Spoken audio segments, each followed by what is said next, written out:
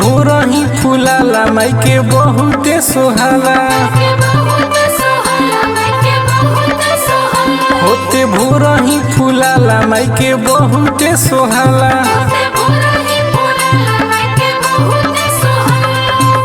गेंदा गुलाब कौनो फुलवाना, गेंदा गुलाब कौनो फुलवाना, माई के बड़ुए पसंद हौलवाना।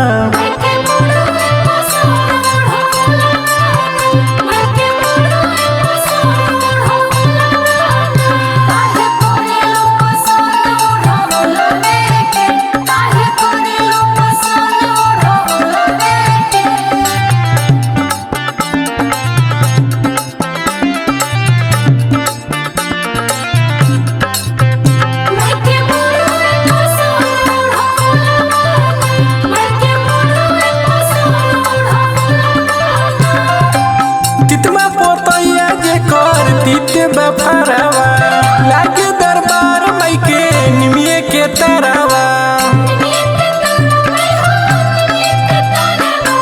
तितमा पोतैया जे कर तीते बफरवा, लागे दरबार माई के निमिये के तरवा।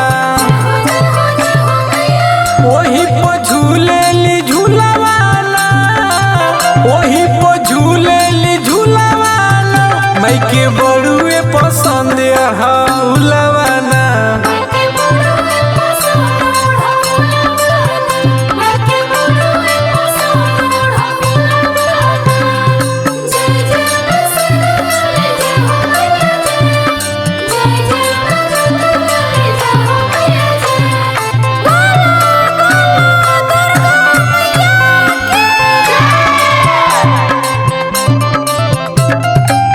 बेली चमेली के माई बिसरैली, बिना सुगंध वाला फूल पल भइली।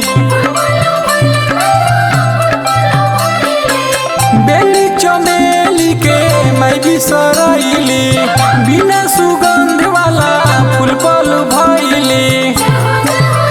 कैली सरगम के अर्जी कबूलवाना, पहलद के कैली कबूलवाना, माई के बड़ुए पसंद हौलवाना।